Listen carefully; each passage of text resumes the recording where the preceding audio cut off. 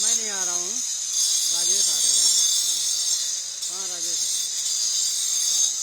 लगभग 45% मंदिर का काम अभी तक के पूरा हो चुका है और इसमें से ग्राउंड फ्लोर का काम इस वर्ष के आखिर तक पूरा हो जाएगा। फर्स्ट फ्लोर और सेकंड फ्लोर का काम और आगे 9 महीने 10 महीने तक के चलेगा। दर्शन जो है मंदिर में अगले वर्ष में शुरू से ही शुरू हो जाएगा। रामलला की मूर्ति जो है उसकी प्राण प्रतिष्ठा अगले वर्ष में ही हो जाएगी। जैसे उत्तरायण शुरू होगा उसके बाद में दर्शन भी यहाँ पर शुरू होगा।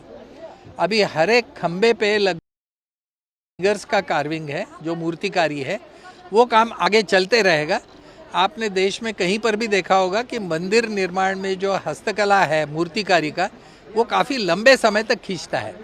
तो यहाँ पर भी मूर्तिकारी जो है खंभों पे वो इन सीटू यानी मंदिर निर्माण खड़ा होने के बाद में वहाँ पर की जाएगी, जो और शायद 1-2 वर्ष आज से लगभग चलेगा और तब तक के ये पूरा हो जाएगा। ये सिस्मोलॉजिकल जो डेटा है जो CBRI की तरफ से स्टडी किया गया है, तो उन्होंने यहाँ पर ये इलाका जो अयोध्या का है, ये जिस जोन में आता है सिस्मोलॉजिकल जोन, उसके अनुसार उसका डिज़ाइन किया हुआ है।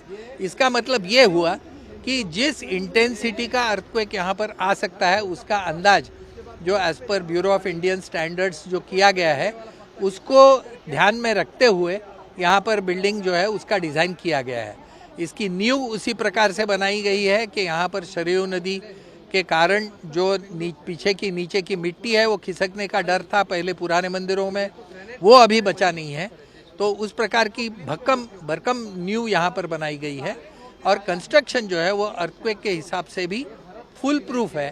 तो इसीलिए हम ये साफ कह सकते हैं कि ये मंदिर 1000 वर्ष तक तो निश्चित टिकना ही चाहिए। देखिए, नक्काशी जो है वो यहाँ पर नागर शैली की है। तो नागर शैली की नक्काशी आप अगर देखोगे तो आपको पूरेपूर दिखेगी। यहाँ पर फूल पत्तियाँ, ह्यूमन फिगर्स, एनिमल फिगर्स जिसमें घोड़ा होगा, ये हाथी होगा और नृत्यांगनाएं होगी। फिर उसके बाद में वाद्य हाथ में पकड़ी हुई जो है वो स्त्रियां रहेगी। आयुध हाथ में पकड़े हुए जो है वो यक्ष आपको यहाँ पर मिलेंगे, हनुमान जी आपको मिलेंगे, गणेश जी आपको मिलेंगे। तो इस प्रकार की अलग अलग मूर्तियाँ यहाँ पर आपको मिलेगी। सर, ये और मंदिरों उनसे कैसे डिफरेंट होगा? देखिए, हर मंदिर की या हर स्ट्रक्चर की अपनी विशेषता होती है। ये मंदिर की विशेषता ही यह है कि लगभग पिछले 600 वर्षों में, 700 वर्षों में उत्तर भारत में इस प्रकार का कोई भव्य दिव्य मंदिर बना ही नहीं। हमने आज तक जो सुना वो केवल यही है कि मंदिर जो है वो इस्लामिक आक्रांता गिराते गए। तो इस प्रकार का भव्य मंदिर आपने शायद ही सुना होगा, तो जो अब यहाँ पर बनने वाला है।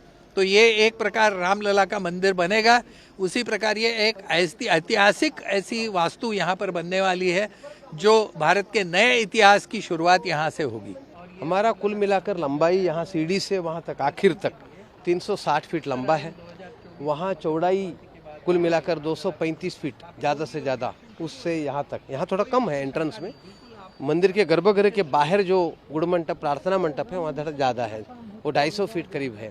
और ऊंचाई जो है भूमि से 161 फीट है। अब जो हम खड़े हैं इससे भी 150 फीट हम ऊपर है। पूरे होने में हमको 2 साल लग सकता है, यानी शिखर तक पूरा काम होने में। यानी जो 3 फ्लोर बनने हैं उसको पूरा होने में, वो 3 फ्लोर और शिखर पूरा बनने में 2 साल आज से लग सकता है।